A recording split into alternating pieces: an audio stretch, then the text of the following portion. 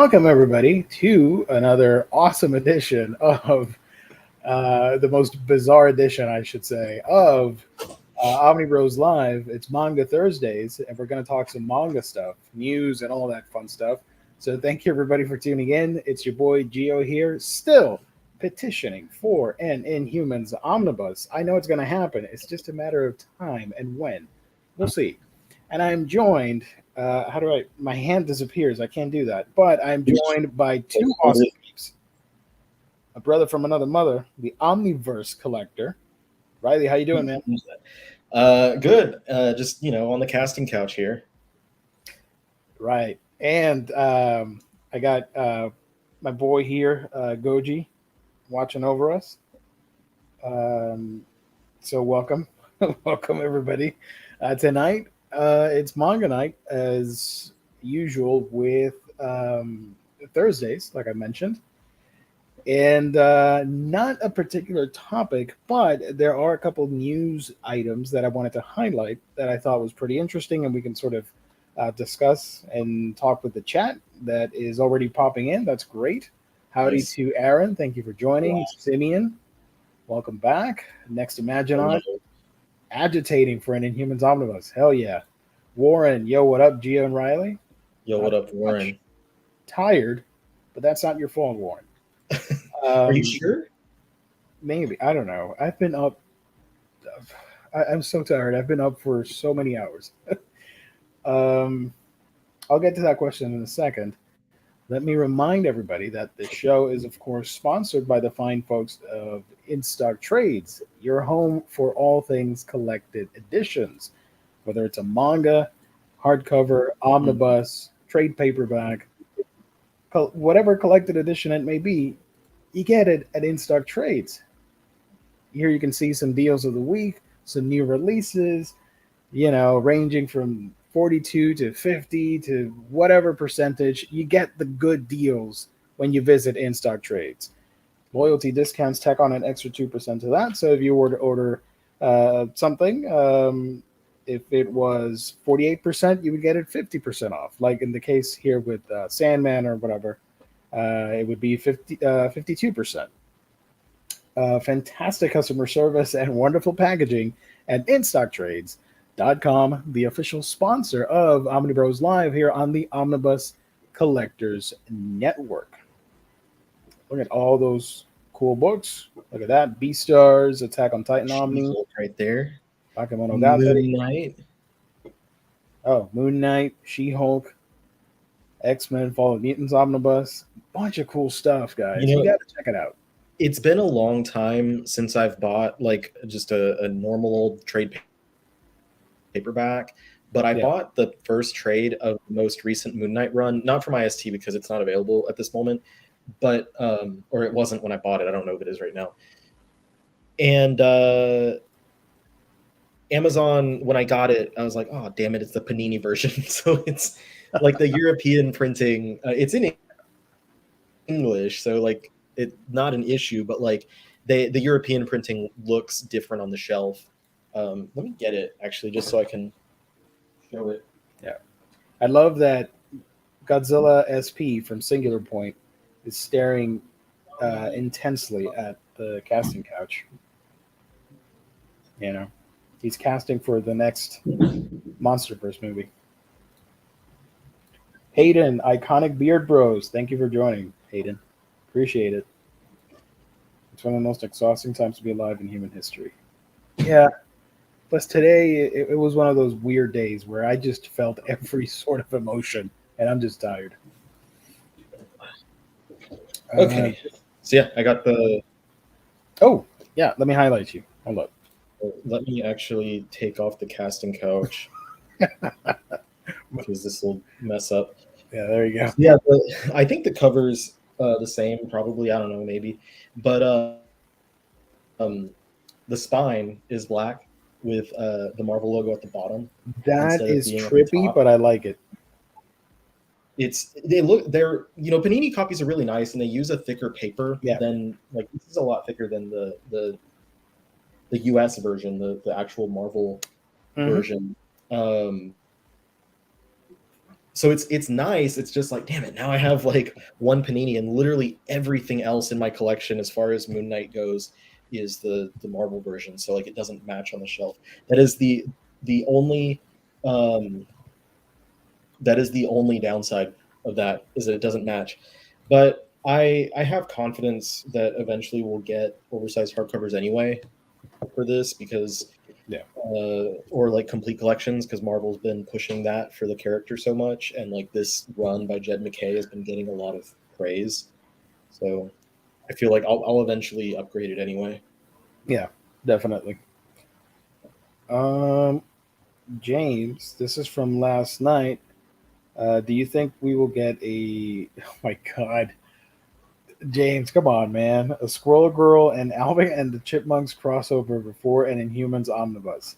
If that ever happens, I'll freaking quit. I'm done with YouTube live streaming. Hopefully, it doesn't happen. We were joking around because of the Squirrel Girl announcement last night on the show. I know how Jess feels about Squirrel Girl, but I actually had a really great time reading that series when it was coming out. Um, and then I feel like I was bogged down by everyone else's distaste for it.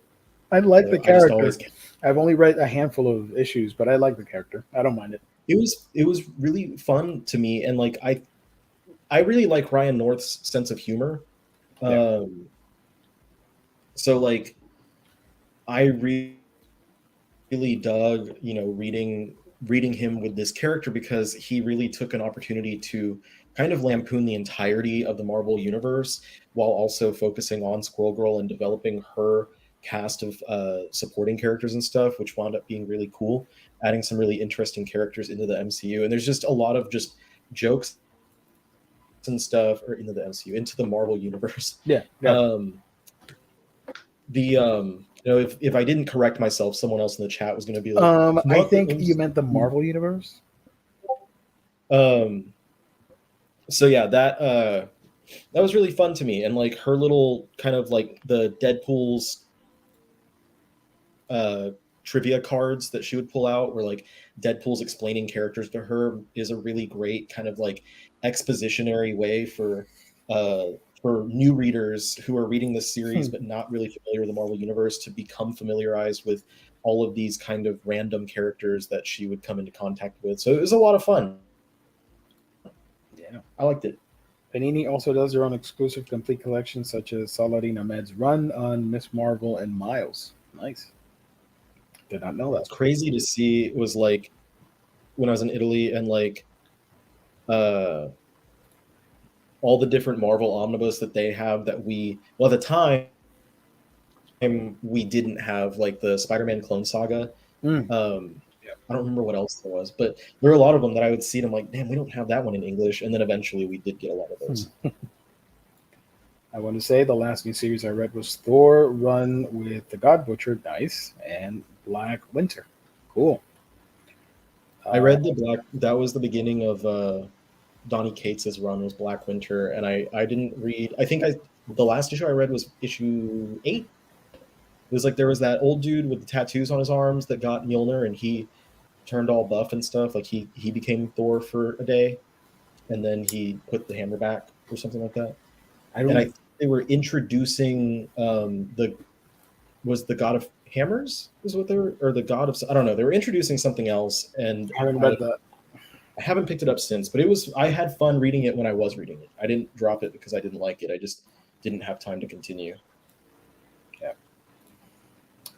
So, keeping up to date with our manga, what have you hauled anything interesting? I had a. I'm trying to think if I got anything since the 300 volume haul That's from a lot. last month.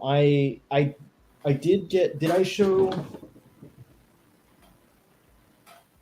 I Hmm. did get a few things. Like I got the Devil's Ecstasy book. Oh, you did not. The Thick Boy. Look at that. Nice. I think You this one. can't show the art inside, unfortunately. Yeah, a lot of it's not really Yeah. PG. I believe that's going to be 2 volumes, and then the first volume of Colorless. How is that? Because we talked about it when it first got solicited, and then we've been mentioning it ever since. How is it? I haven't read it just yet. I want to read it pretty soon, but they do. Hold on, I'm trying to find the page that I shared on Twitter. They do highlight the Did they color. do the color thing that we talked about? Yeah, I'm just the best example I'm trying to find was or like the when I say best, I mean like the coolest looking example of it. Like in this volume, they specifically highlight like a teal color, Yeah. and that's kind of it. Like I mean, I'll just show like so everything's black and white except for like that highlight. Ooh, And there's fancy. another part of it earlier in the book that has a lot more of that color in there. So That's that's pretty trippy. cool. Like it's nice. It looks really nice the way that they put it together. And I know I got some of these other books are newer releases. Yeah. I don't remember though which ones I had and which ones I hadn't had already. But whatever. It's just normal new releases.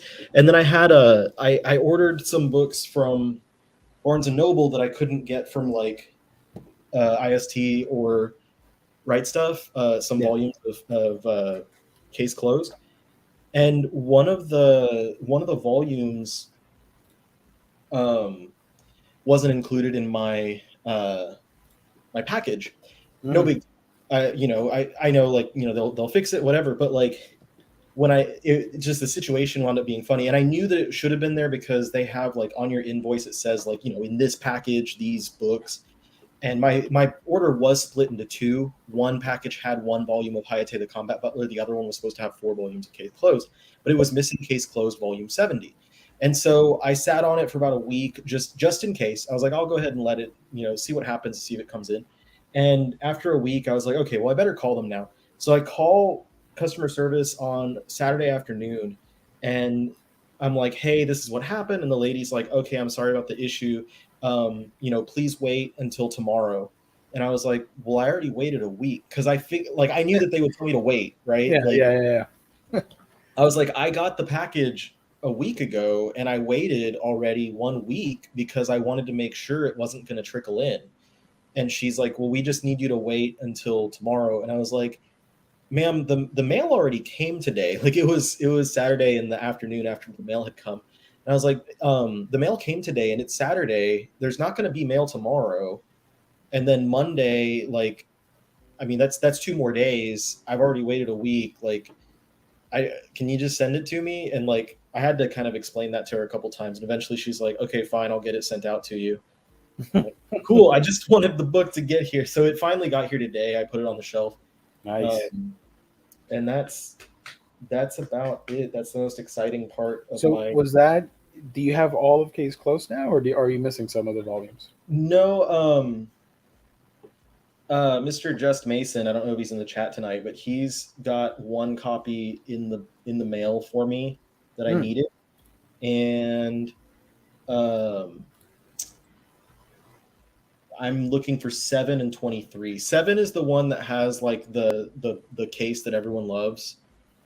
I don't know why 23 is hard to get, but I currently, out of all of the books in the Shonen Sunday line, I'm only missing 3. Like there's some that are in transit, like that one. But Case Closed 7 and 23, and then Hayate the Combat Butler number 13. Case Closed 7 and 23, I'm pretty sure are going to be reprinted at some point in the nearest future. I don't have dates or anything, but I'm not sure what's going to go on with Hayate because I can't find any info, which annoys me. And I want to like, I was actually tempted. I was emailing my contacted Viz today about some stuff, and I was about to type in there like, "Hey, do y'all have an extra copy of Hayate in the office or something? Like, it's the only one I need. Can you like send it to me? I'll give you money for it. Just get it to me." Well, I mean, yeah. Kind of awkward question, but I'd go for it. What the hell? What's the worst that could happen? They just laugh and say no. Nah. And then they're sitting on a complete set of Hayate. So what about you? Did you haul anything? I got also one book related thing, but if you hauled anything, I'll show after. I pretty much talked about it last on our last stream. I have two big hauls. One of them arrived, which I mentioned on this show, and it had like your standard Viz, Kodansha, and all that nonsense. But there's a second one that's incoming that has like the latest B stars and Frieden and stuff like that. So, but it hasn't arrived. It's supposedly on Monday. We'll see. I did get the latest B stars in my recent package. Oh, and Battle Angel Alita, which would be the final one. So I'm excited to finally read that series, the first series. It's so good. I had read it for the first time, like I want to say about 3 or 4 years ago now, and like it still resonates. Like I'm like this is a legendary series for a reason. But like even though it's so like I feel like prominent in name, I feel like it doesn't get talked about much at all. Even with the movie, mind you. Yeah, like I'm almost surprised that that the movie got made. I'm almost surprised that Kodansha keeps putting out new versions of it, because it's not something that I hear a lot of people talk about. And it's to the point that like whenever people see me talk about like that it's one of my favorite completed series, they're like, oh man, like awesome, Hayate love, never get any of that. Or Hayate, Battle Angel Alita love, never get any of that. I also had someone say that there's never any Hayate love.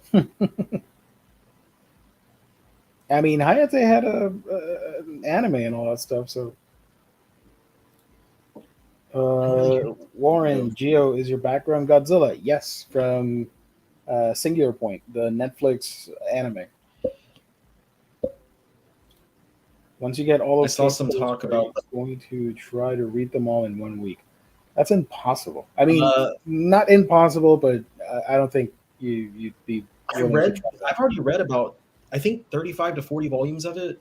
I've already read, so technically I could just jump in after that. But I'll probably reread it. But I'm imagining I'm gonna savor it and just read it like a book at a time, like once every week or something, like, or like a case every day or a case every few days. I don't know, whatever I feel like doing. That could be fun. Case of the week. Yeah, let me grab the last thing that the other thing I hold. N-Man, thank you for joining, buddy. Geo, what is going on with the Lone Wolf and Cub Omni reprints, volume 1 through 10?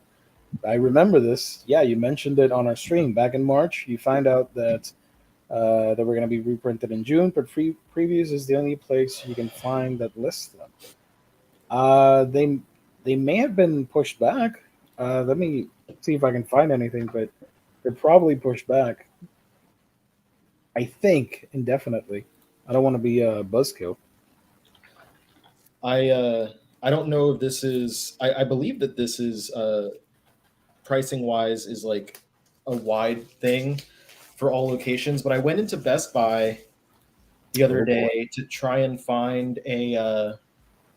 I was trying to get a gimbal for my camera, and they didn't have any, but they had for $10 each. Nice. Ultra Q. I just realized there's like a plastic film on these that I didn't peel off. Ultraman. Hell yeah. That's the second season. The third season, Ultra 7. So I've been wanting to add those into to go with my kaiju collection and stuff for quite a while. And $10 each for those season steelbooks. I was like, yeah, that is a steal. I'm going to go ahead and pick that up. But the remaining seasons are not that cheap. So I'm going to see if those. I'm going to be patient and wait and see if those wind up dropping in price at some point. And if not, I have one of them. Whatever. But I don't. I'll get it later. I have one of them, but I'm trying to remember which one it was because I don't have the Blu-rays with me at the moment. It's one of the later seasons. Ultraman. I think it was Taro. Taro because of the horns. The right? second series is one that I think Taro is later in this era. Yeah, just saw the cover. Taro is the one I own. The second season, though, I believe is the one that I used to watch some of growing up because my uncle was really into Ultraman, and it's the costume is extremely familiar to me, so I'm I pretty sure that's the I one. don't have any huge attachments to Ultraman because I never grew up with that. Uh, my dad would watch it when he was a kid, but like it wasn't his favorite. He just knew of it. And same with me. I'm like, it's not like Godzilla where I watched the movies growing up. So I just have fondness for Ultraman now in this day and age because I think it's cool. But I never grew up watching that stuff. Ant-Man has all of Lone Wolf, but I want to get 3 of the Omnis and upgrade the singles I have. Gotcha. Those single volumes are very small. They're extremely Yeah, small. too tiny. So that's what's happening. I'll try and man, I'll try and do some research on it in the week on the weekend, and if I have anything for next week, I'll let you know because I am curious as well what's happening with that. Diamond currently has Lone Wolf and Cub Omnibus 8, 6, 5, 9, 10, 2, 1, and 3. So 1, 2, 3, 5, 6, 8, 9, and 10. Listed for 6, 8 of this year. Okay, well, that's something. However, so that's omitting like what 4 and 7 for some reason out of those, and then I think what is there 12 total. Yeah. So 4, 7, 11, and 12, and they're all on back order. Well, not all of them. They're back order, not stocked for all except 1, 2, and 3 are just unavailable, which tells me that they probably already sold out of whatever they're counting on getting from Dark Horse. I don't know if like I don't know if any shops are going to get it. Like any of the shops that I don't know if our sponsor is going to get it. I don't know if the other popular online comic shops are going to get those books. Well, I don't. Does see cheap graphic novels? Do they sell manga outside of like the? I think mostly Dark Horse stuff. So maybe they would. It's a possibility, but yeah, I don't know. I have no idea because reorders are like a little bit different than new releases. Mm-hmm. James has all but 3 of the Ultraman DVD Blu-ray so far. Here's a trivia fact: Ultra 7 is missing one episode, episode 12. It was banned because it offended Hibakusha, victims of the atomic bombings. I did not know that. I know very little about Ultraman. I've seen episodes and I know his origin. I just don't have like the knowledge on all the different Ultramen and women. Something else like that reminds me of another piece of trivia. The series is Oishinbo, Yeah. the cooking series, Mm-hmm. or the food critic series, was canceled or put on an indefinite hiatus rather after 111 volumes in 2014 because the the creator and the I guess the series I haven't read that, but they were offended by the treatment of the Fukushima Daiichi disaster, um, Wow. which was a nuclear accident that happened in Mm-hmm. 2011. So Yep. it's somewhat similar. Like there's a lot of reaction to things like that, and that caused Oishinbo, a series that had been running since 1983, to be put on a indefinite Wow. hiatus, and it, Hmm. as far as I can tell, hasn't come back since 2014. Damn. There you go. By the way, before we get on to the topics, last night we went over the Eisner nominees, and I wanted to get your take on the manga section because it is the manga show on Thursdays. Just going to read them off here. I'm not going to share the screen. We talked about the full list last night. If you guys want to check it out, we had a lot of fun with that. The best U.S. edition of international material / Asia. You got Chainsaw Man, Kaiju number 8, Love Sickness, Junji Ito Story Collection, Robo Sapiens, Tales of Tomorrow, Spy Family, and Zom 100. What do you think of that I list? think those are, what is this, the best, what is it? Best U.S. edition of international material - Asia. I think that these are good but safe choices for them, like, because I mean, obviously, I love Viz. Most of my collection comes from them, and like they're my entire childhood. But like, Five there Viz are so books against one Seven Seas book. Jesus. what was the Seven Seas one? Book Robo Sapiens, Tales of Tomorrow. I haven't even seen that one. Um, there's there's a lot of work I think that might arguably be more notable that comes from other smaller manga Uh-huh. publishers, or like publishers that are not exclusively manga publishers. Like we went over, what did we go over the other day? Fantagraphics, Drawn and Quarterly, Fantagraphics, Drawn and Quarterly. But yeah, like Drawn and Quarterly, Fantagraphics, like a lot of these publishers that are publishing these Gekiga collections, or like Glacier Bay Starfruit. publishes a lot of these things.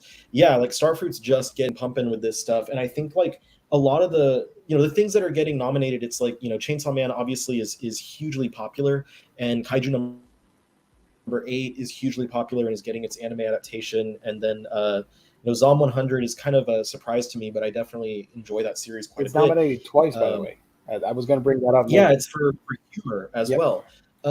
But I feel like they're really playing it close to their chest and like playing it safe by nominating mostly the stuff from the biggest publisher in the game. Yep. And again, I love Viz, but I think that they kind of messed up by not looking at some of the releases that like Glacier Bay put out this year. Hmm.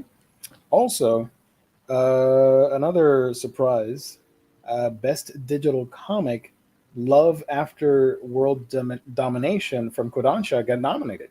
I really like that series, so I'm really excited for that one. That currently has an anime airing, and I think it's fantastic that everybody should check out. It's really funny.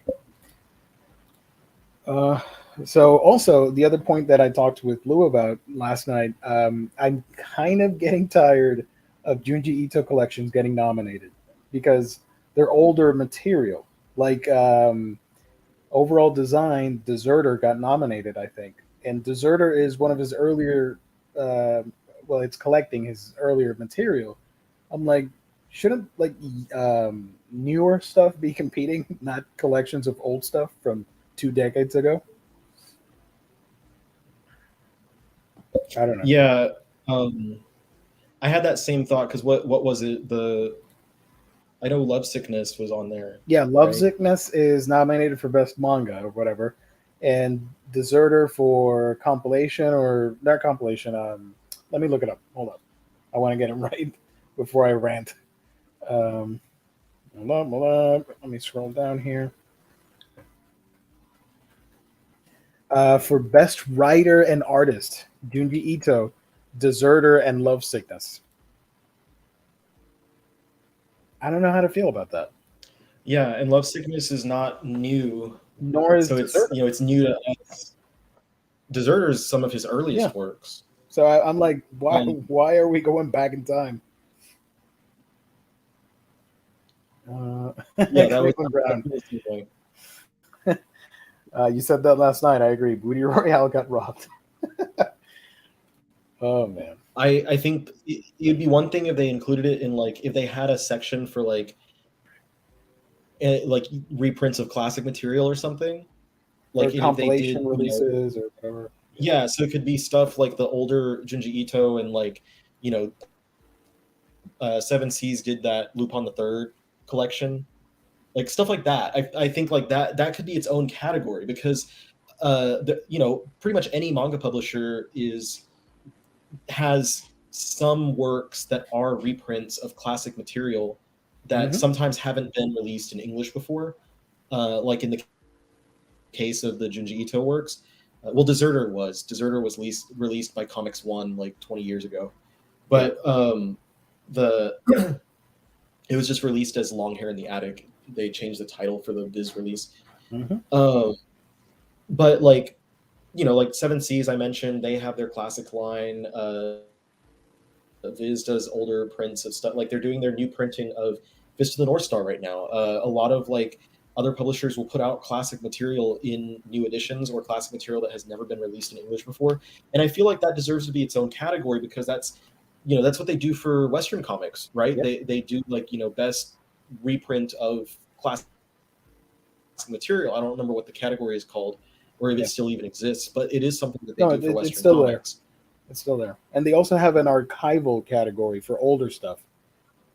So I think with which goes hand in hand with the main topic tonight, the booming of the manga world.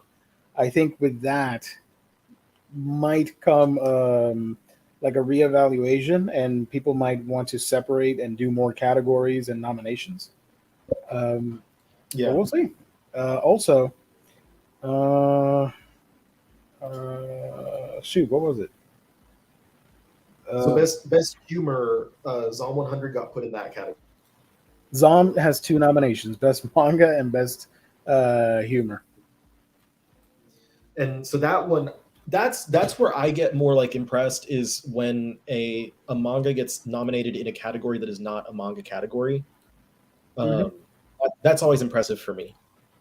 It's because going that means up. Sorry, my bad. It's going up against. They're counting it against Thirsty Mermaids, The Scumbag from Remender, Not All Robots from Mark Russell, Cyclopedia Exotica from Minder somebody, I'm not going to read it, and Bubble from Jordan Morris. Sorry.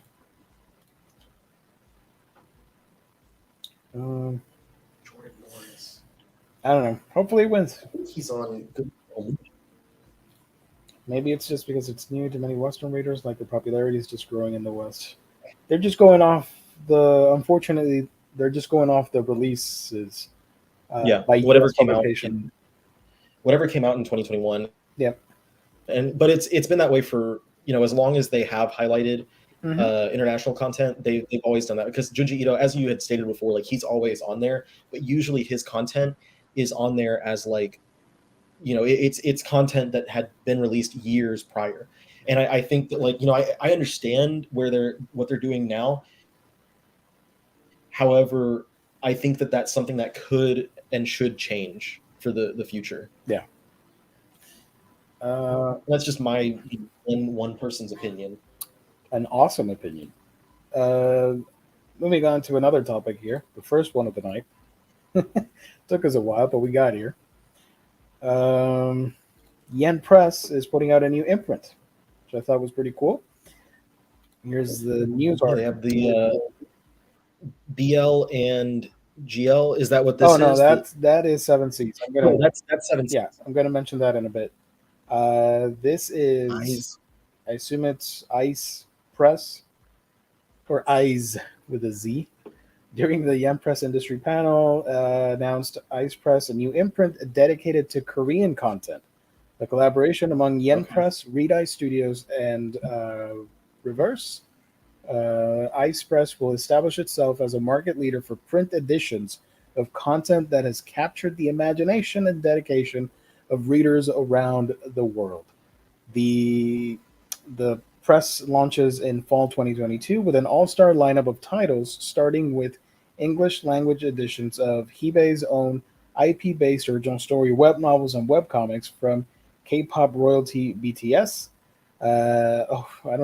Enfin? I don't know how to say that, sorry. And TXT.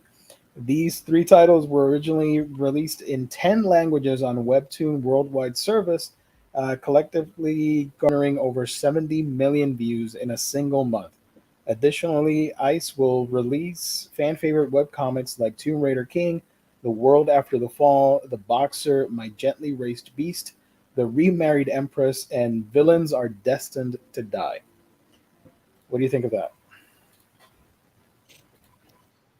I wonder if they're going to go back and like relabel, because it's Webtoon stuff. So I wonder if they're going to relabel like what's it called, Solo Leveling. Solo leveling, yeah. I could see, yeah, the reprints could And have that banner, the ice eyes press. um, I think it's cool. Like I don't read a ton of manhwa, I really don't read like anything on Webtoon. I read Solo Leveling when the volumes come out, but obviously like Yeah, I've it's been tried reading that app because they have some cool stuff. I really like Tower of God. That's one of my favorites. I really enjoyed the yeah. show, so I want to continue reading the webcomic. But I don't know what it is about that app that I can't read it. I don't know. It's probably just me. Something about it Um, with the swiping up and down. I scrolling. don't know. Not every format is for every person. But I think I've read a couple of things on there, but usually like I just have so much that I read physically that I don't have a lot of time to jump into the digital stuff. But like I, it's cool. Like if they're publishing things that are BTS manhwa, if they're publishing like well known and praised things that like people love, then this is going to be a way for someone like me who doesn't do a lot of the digital reading to like jump in, have those in our preferred format, the physical Yeah. format, like that. I'm zooming in so that people can see the titles from BTS. Seven Fates, Shako. Probably butchering that. I apologize. Dark Moon, created by Hebe. With and hyphen. So are those both? Are these all things with like K-pop bands? I think so. And finally, The Star Seekers, Hebe with Tomorrow Together, TXT. Here are the other popular stuff that the article mentioned, the press release, sorry. Tomb Raider King, The World After the Fall, The Boxer, My Gently Raised Beast, and The Remarried Empress, Villains Are Destined to Die. So, So they already got a decent little lineup going on then. yep. I, for some reason, I want to check out the Tomb Raider King. Sounds cool. I thought it was going to be Lara Croft, but when I saw the picture, I'm like, oh, okay, it's not Lara. Hey, Babylon Shadows, I haven't seen you in a while. Thank you for joining, buddy. So yeah, speaking of launching stuff, the folks at Seven Seas, unofficial sponsors of Manga Thursdays here. Right? Yeah, We are but they send always me. with the seven C's. The thing is, they send me all this info because I'm on their press emailing list. So they send me all this stuff. I'm like, I'm not doing live shows on my channel, so I might as well do them here and talk about it. Seven Seas is launching two new lines. Boys The love Boys Love and and Girls Love girls love. with 6 licenses. The Titan's Bride, Entangled with You, The Garden of the Hundred Grasses. I'm kind of chubby, and I'm your hero. Asumi-chan is interested in lesbian brothels, and the light novels. There's no frickin' way I'll be your lover unless dot dot.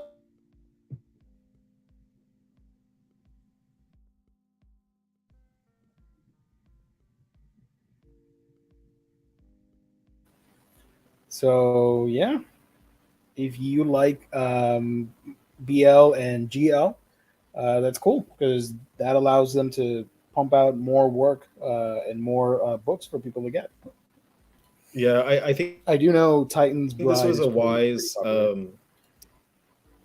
I think it was a wise move on their part because I think they had been getting a lot of like requests and like how they do their work is I mean it's on the screen, the reader survey.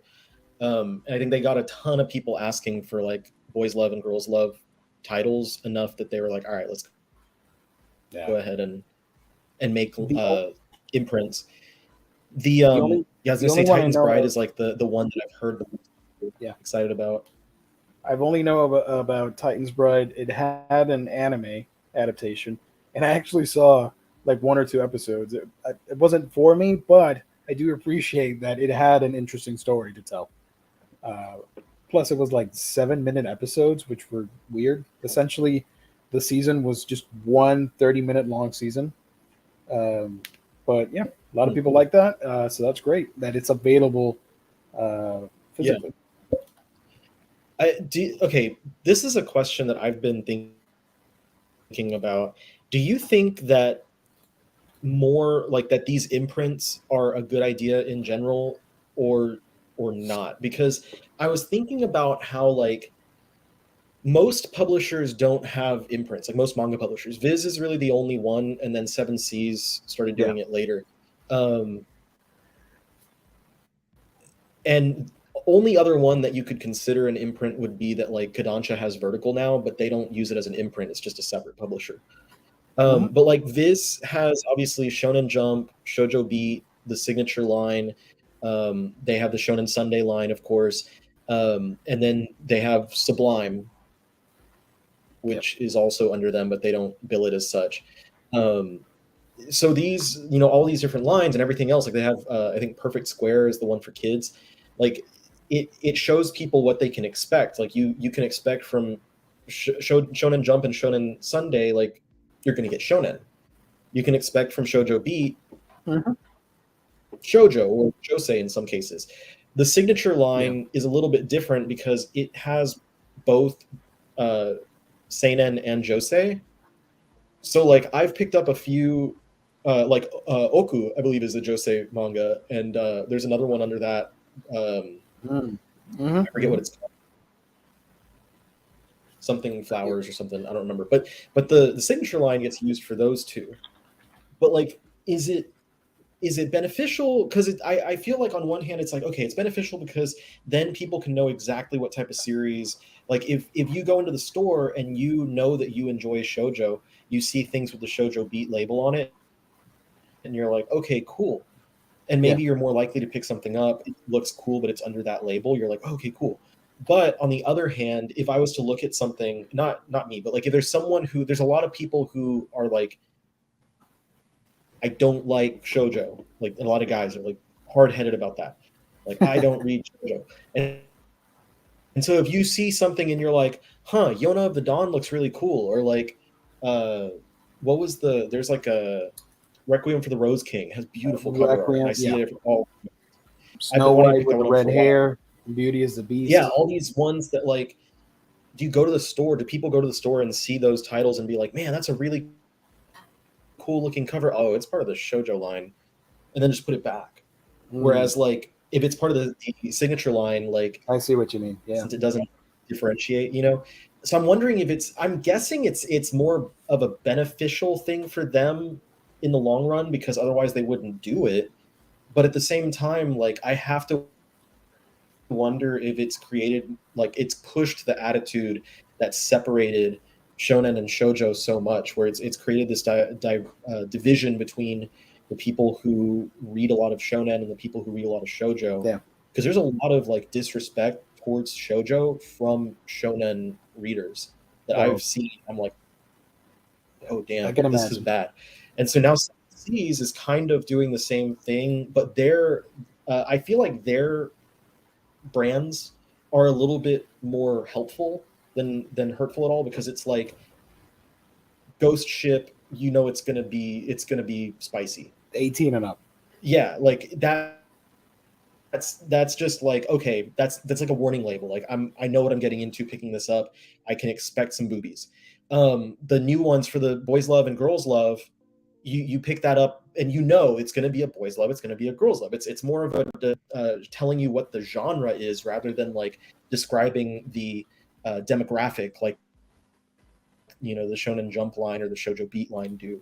So I feel like Seven Seas is doing it in a way that's like only beneficial, should only be beneficial to them because it helps people to know what they're getting, whereas Viz might be doing something that like causes division. I don't know. I might be looking way too far into it, but it's just something that I was thinking about recently I think when I was driving around. I can see that, especially because of like separating everything in different labels can confuse people that aren't in the know and are just getting into manga for the first time. Yeah. Whereas with Seven Seas, even though you have three, they have airship, Danmei, ghost ship, steamship, waves of color, webtoons, and now the BLGL. But they group everything together under one. So, like for example, the Ghost Ship, even though it's risque, it might have a lot of different demographics inside and genres. So they're sort of their labeling is a little bit broader, I think, which could be beneficial. Yeah, it's not like Ghost Ship could have things that um, are under, they're under Ghost Ship because of the content, but it could be for like it could be intended for the male or female demographic. Um, I say that in Like, quotes because obviously, like, no one has to stick to that. let's look at the Ghost Ship titles. It's pretty diverse. I Well, checked yeah, this earlier. We're not going to look at any not safe for work stuff. Don't worry about it. Um, like I've got Darling in the Franks and the Hundred Girlfriends are both Ghost Ship and titles, they're and not as so risque as that's other books. yeah. Like, well, I haven't read this one yet, but the first volume of Hundred Girlfriends, Yeah. um, I wouldn't say it was that risque. Like maybe the concept, and maybe it does get more so later on. But like you have two very diverse titles. It's one that's like a rom com, heavy on the com, and then one that's mech Hmm. action, horny stuff. But look at this list. Um, Ayakashi Triangle, Booty Royale, Cat and a Hot Girl Storm, Darling in the Franks, Edo Ninja Scrolls. But then, let's see, there was another one over here. Peter Grill and the Philosopher's Time. That one's more comedy based. It does have a lot of sexiness to it. Yuna and the Haunted Hot Springs. Yeah, there's a common theme, but it's not like To Love Ru, for example. It's not like it all. It's all like Yeah, TNA and all the time. you know it's just Ghost Ship. What you're bringing the booty.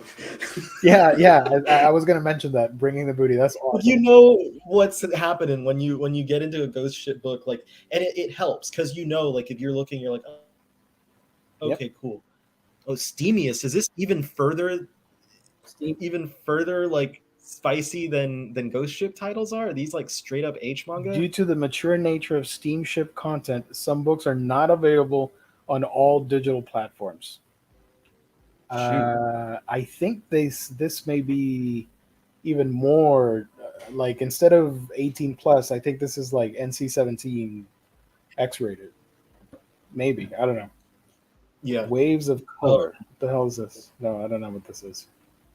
Coloring books. What the hell? Danmei is light novels, right? Or the Chinese market, I think. yeah. Oh yeah, I see I don't know if the it's all just sources. novels. It might be novels and comics.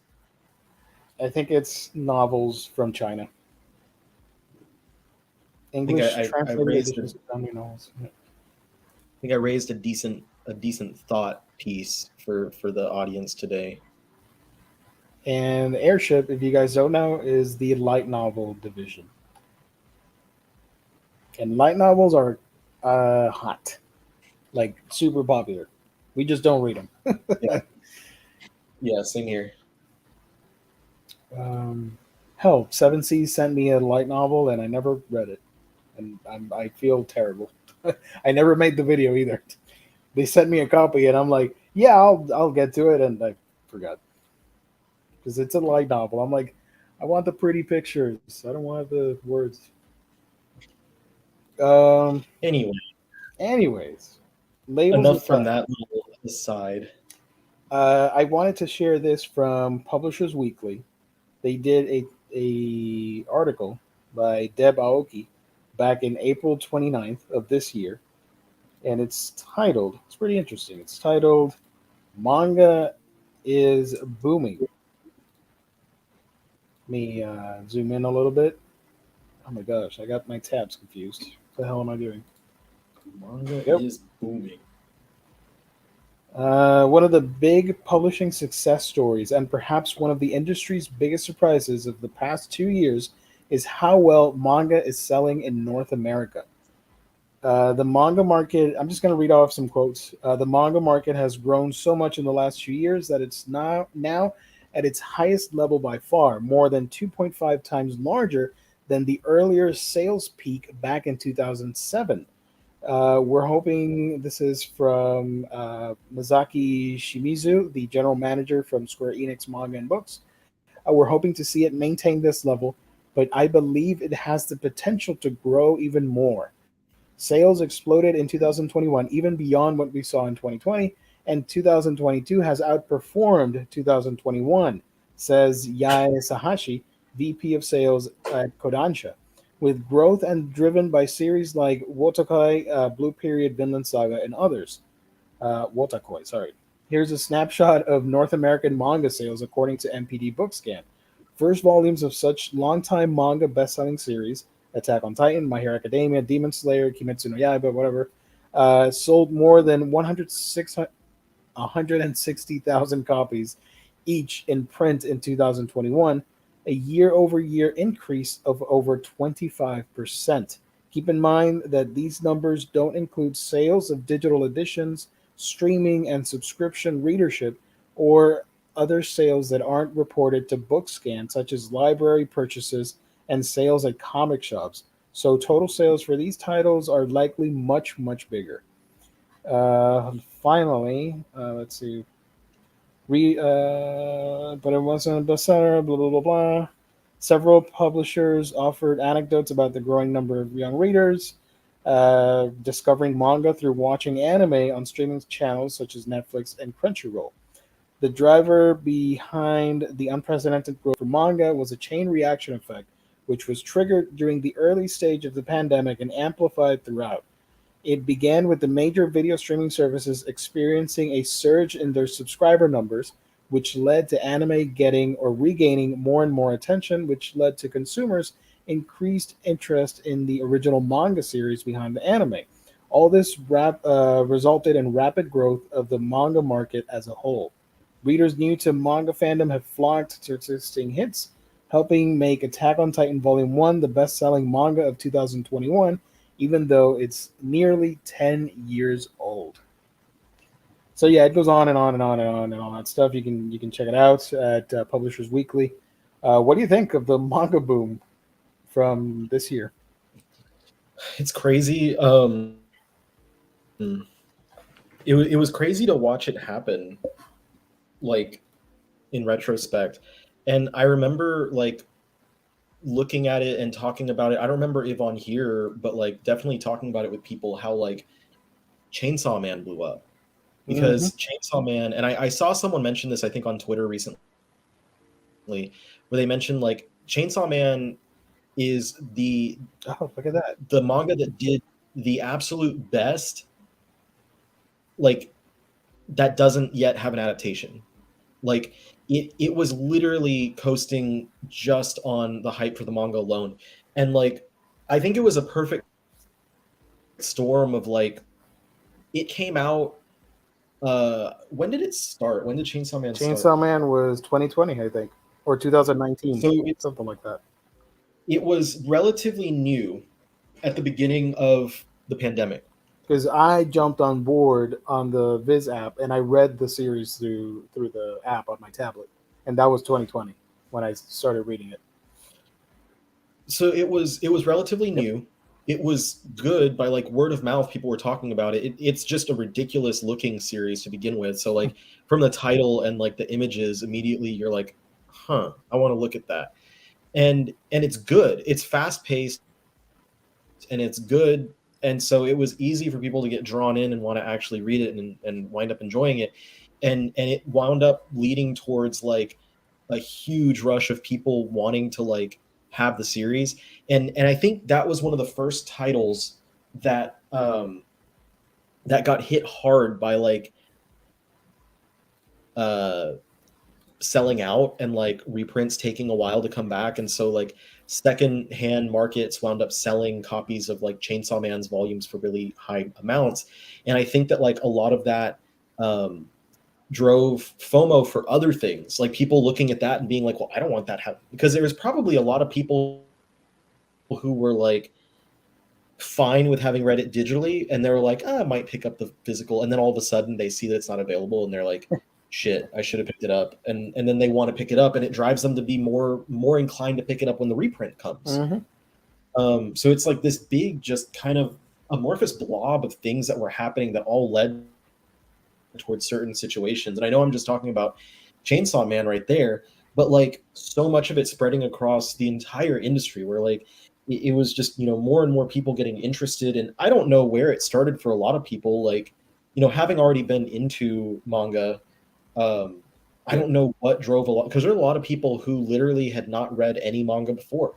There was a lot of people who had never watched anime before or had not watched anime for a long time, and Hmm. all of a sudden started to, with the pandemic. I don't know if it was just like I'll go ahead and put this on. I've heard some good things, and it just led towards this huge, avalanche of attention and sales Yep. and stuff that like only now 2 years later are publishers finally catching up with like being able to keep things even slightly in print, Yep. versus the what's the word, like, how many people are wanting it, like Hmm. it, Hmm. they're catching up with the demand, finally.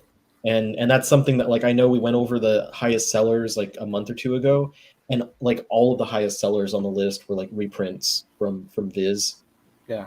The article here has a segment on that, on the demand, which I thought Yeah. was pretty interesting. It says over here, where was it? North American market for manga still strong and growing, says Viz. This includes also this success isn't just limited to the bigger publishers. Denpa is also seeing encouraging signs from its current and new retail outlets. The majority of our catalog is up. We are expanding to more new markets these days. Sales in the UK have picked up a bit, and more indie bookstores are working with us domestically, including a few new manga specialty stores. But supply chain problems, including limited printer capacity, paper shortages, and other production and distribution problems, are hampering all manga publishing and creating headaches for publishers big and small. Unexpectedly strong sales of both front and back list titles have resulted in publishers seeing inventories that would usually last several months or years being sold out much more quickly before they can get printer time scheduled to replenish. The result, many titles are listed as unavailable, with retailers sometimes waiting months to restock the manga readers are looking for. Reprints have slowed down to the rates I have never experienced before. Lead times are 4 to 5 months longer than even a year ago. That is impacting us as a number of our series have volumes out of stock. Uh, the supply chain issues are ongoing and will be with us for the foreseeable future. For example, paper suppliers are now asking for estimates into summer 2023. Damn. There's also like a lot, uh, like obviously a lot of people don't understand these things, but because of the amount of new collectors, like literally collectors who just started in 2020 or 2021, there's a lot of them who don't really understand, all these issues and what's going on and how those issues impact the industry and how those issues can impact, Hmm. uh, availability. And so I see a lot of younger collectors, both like newer but also younger, like teenagers and young adults, who are like taking out their frustrations by literally like constantly just shit talking on different Yeah. publishers, because they're like, why can't you keep this available, why can't you do, and it's like, dude, like there are tons of reasons why. And like there, taking out those frustrations on the publishers, I've seen like in some cases, like I think Viz or some of their like imprints on Twitter like have blocked people Yeah. on Yeah. Twitter who start like backlashing at them, because it's stuff where they're like, you do a job and you try to do it as best as you can, but like Hmm. when the world is crumbling around you and it's like not allowing you to do it to the level you'd like, Exactly. and then you have someone who knows absolutely nothing about the industry who's like, I don't say that to be insulting, but they just don't, like they're not Hmm. in the industry. Someone that's not in the industry, doesn't know anything about how the industry works, all of a sudden pops up and starts like shaking their fist and yelling at you. It's like, damn man, go away. I'm Plus, trying to do my work as best as I can. and the publishers, they know that it's out of stock, and trust me, Yeah. if they still have the license, ideally they would love all their titles to be in stock, readily available. So it's not like, oh, you're keeping this book from coming back in stock. What the hell? I don't know. Yeah, they're not keeping things from people. It's just there's Literally, we a can't certain get order to of it. operations and there's a certain availability. And I know that the article, it's part of what you read, like mentioned, like there's just limitations to what can be printed. And that's why recently, like in the past year or so, earlier this year, we started to see, like, for instance, Viz Media um, has started getting things printed in Italy. Yeah. They have a new printer, and like people have had issues with the Italian printings of those books. They're like, oh, these are, cheaper. They're cheaping out and stuff, and it's like they're trying their best. They're probably just excited that they got a new printer that can help them to get stuff Hmm. out faster, and then yeah, it's lesser quality, but they're probably with that feedback going to be like, okay, let's try and fix that. I would imagine, but at the same time, like they're Uh, just trying to get it out. Like yeah. It says they're here often trying to push those reprints out because people have been demanding it. exactly. Here's another quote that relates to what we're talking about. Centaur. Who the hell Centaur? I skipped that part, so I do apologize. Centaur, if you're watching, sorry. There's not enough paper. There's not enough press time. Overseas shipping is less predictable and more expensive.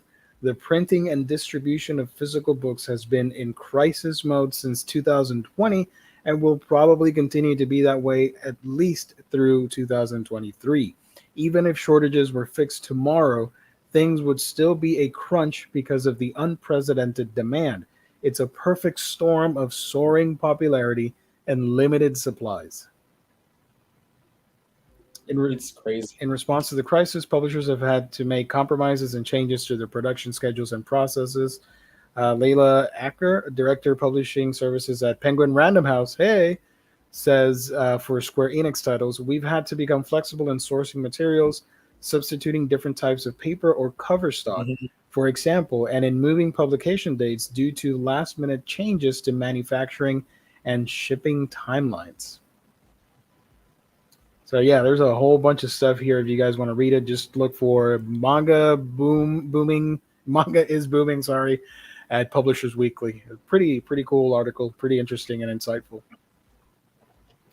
I think it's just a lot of information that a lot of people could stand to know, so that they can understand like exactly what's going on. And like it's not only impacting manga, like it's just that the manga industry has exploded so much Yeah.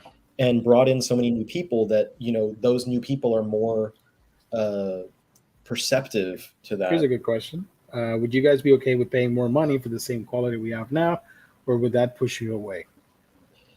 I will tell you that the Shonen Jump line used to be $8, and then in 2009 it bumped up to Yep. $10, and it's 13 years later, and I haven't stopped. I'm not gonna be deterred. Yeah, no, it's inflation anyway.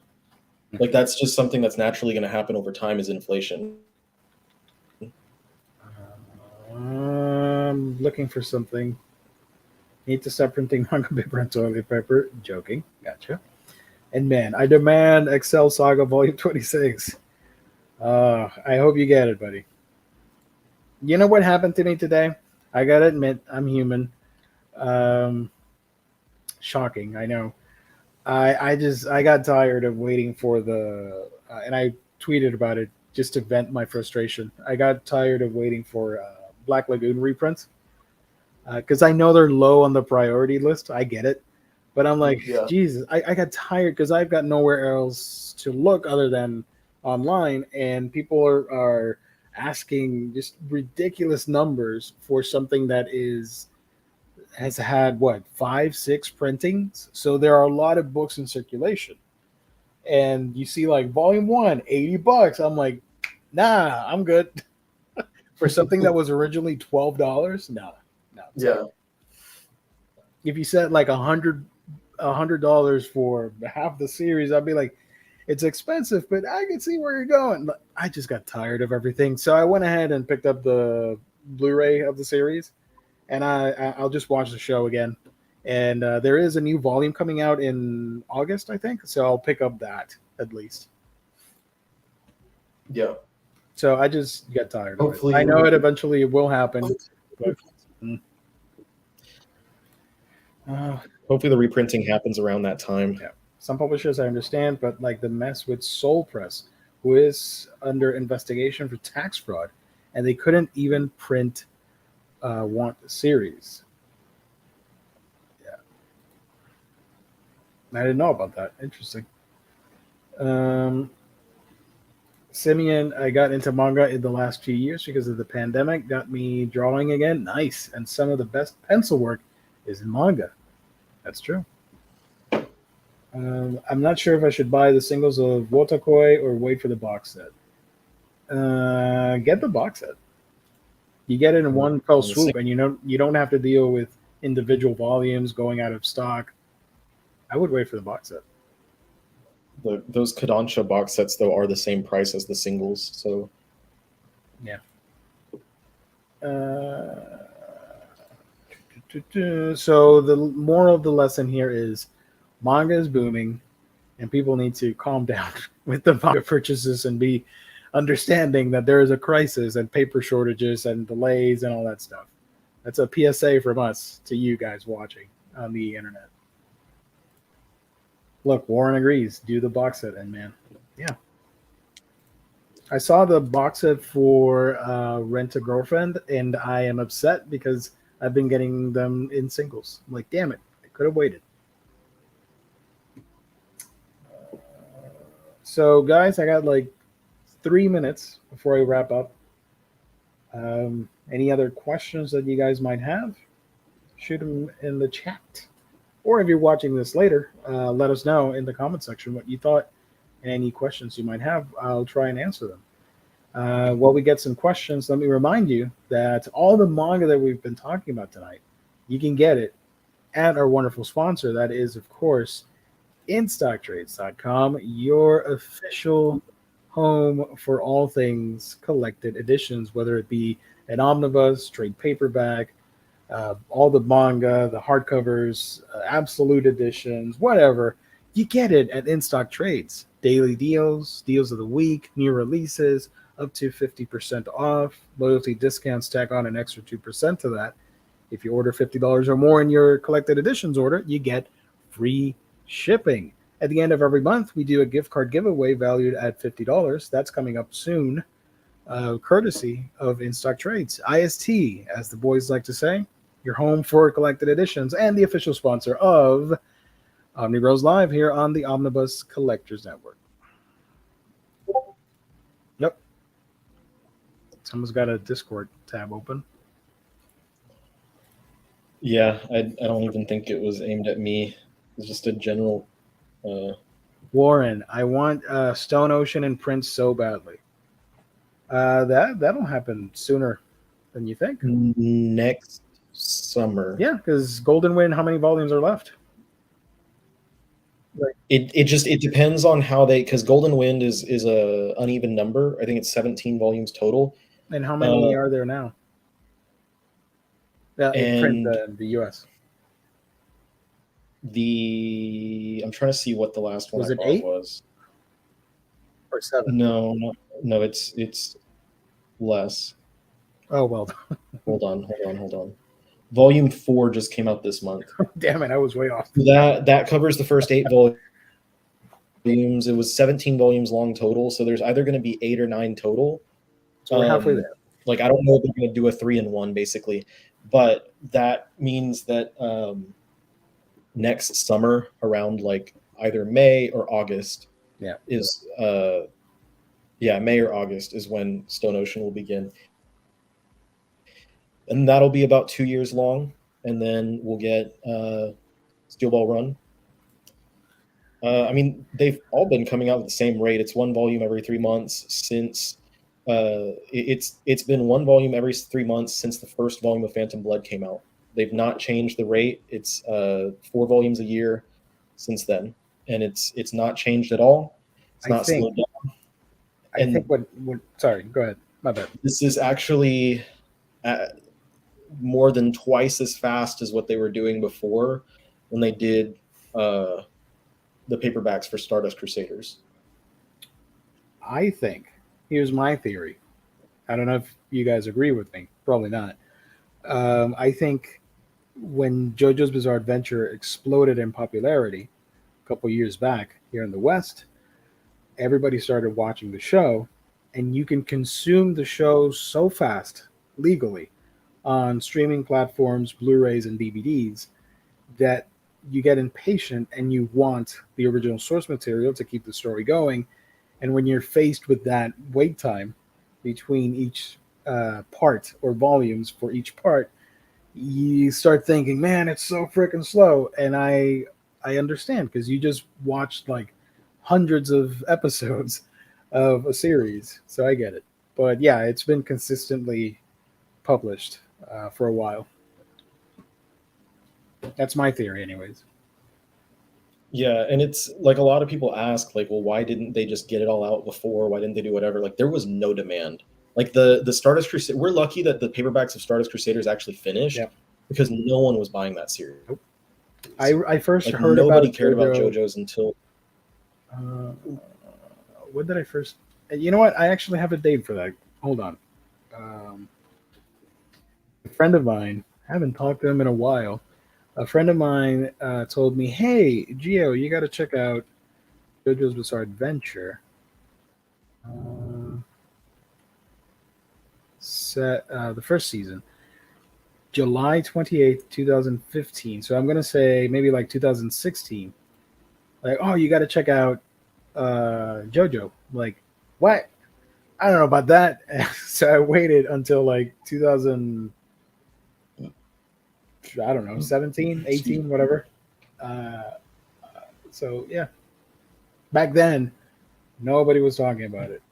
I do remember the fandom was not there as it is now because it exploded I overnight. in 2005 November, I believe it was, Shonen Jump had published their monthly magazine had the preview for uh, for the first chapter of Stardust Crusaders. Yep. And they had the whole like shebang, like they always did when they had previews, and they put in their like information about what the series was and all that jazz.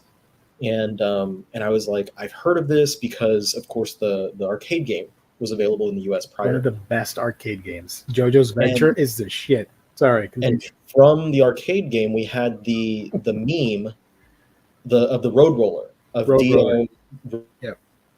road roller because of how just ludicrous the concept of that is. Yep. That became a meme, and me being a kid of the internet, I had seen the meme before, and I was like, huh. So this is the series that came from. Okay. And I read the first chapter and I was like, this is ridiculous or bizarre, and I'm going to buy it. And so I bought the first volume when it came out in 2005. And I bought every volume as they came out from 2005 through 2010, I think is when the last volume came out. And they slowed that release down from like, I feel like it was every other month and then every 3 months, every 4 months. Like it slowed down drastically because it was not selling. And it Yeah. was around, the 2009, 2010.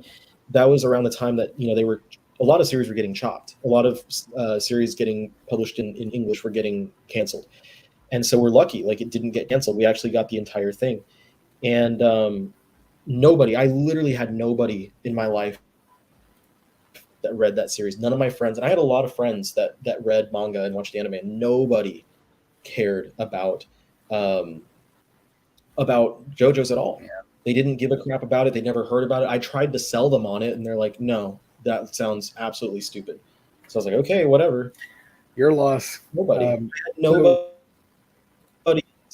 until David Productions anime started, and I didn't even get into the fandom of it, but like just seeing other people enjoy it, I was like, "Oh man, this is fantastic." And then they started to print the JoJonium hardcovers in English, and that was the first time And it was a dream that had come true. Because back when I was buying those volumes of part 3, I was like, God, I wish we could get parts 1 and 2. And then finally, like years later, we finally got it because there was interest. There was interest. And so obviously, you know, and with Viz particularly, because they are literally like a division of Shueisha, Hakusensha, and Shogakukan. They have to answer to the parent company, the license holders. And like, if the license holder doesn't want to print it in English, they're not going to be able to. And so they finally found reason to print it in English. They're like, well, the anime is happening. It's obviously getting a ton of attention. Let's go ahead and release these. Mm-hmm.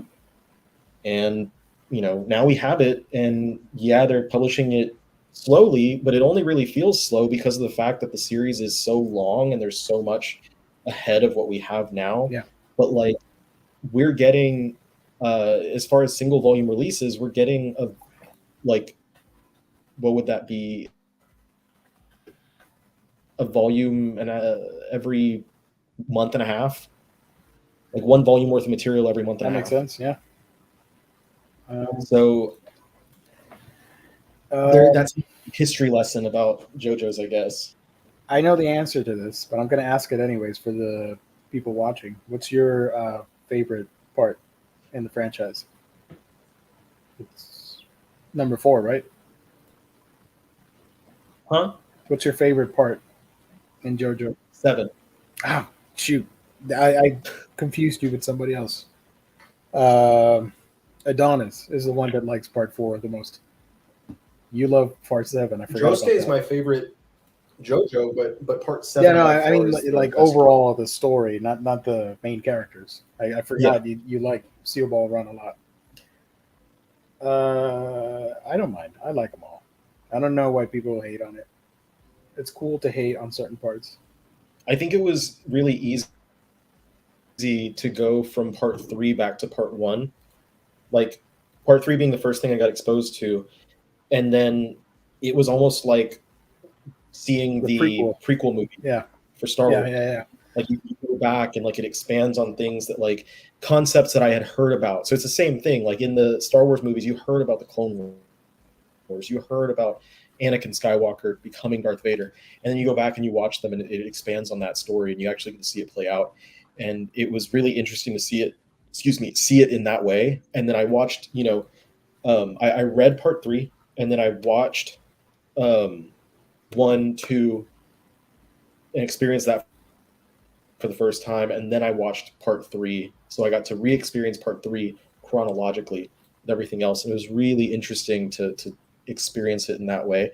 But that's also the reason why, like, even though a lot of the JoJo fandom takes this bizarre ownership over the franchise where they like believe that you have no choice but to like experience it in order, that's why I am very like passionate about the idea that you can start wherever you want, like, and it makes sense. Like you can do whatever you want, because honestly, like if I love a series like I do this one, and I want someone to try it out, and they read the first volume or they watch the first several episodes, and they're like, I hate this, I'm going to be like, okay, well, skip, go ahead, because I'd rather you find out that you enjoy it from later parts and then come back and be like, oh man, I enjoy this in the context of that. I'd rather you do that than to just be like, fuck JoJo's Bizarre Adventure, I don't want to read this at all, I don't want to watch this baloney. I will say, I'm a fanboy of chronological order. That's just me, but I totally agree on that. And the fact that it's a generational thing and it skips years, so that's literally the point. You can pick it up wherever you want and read it.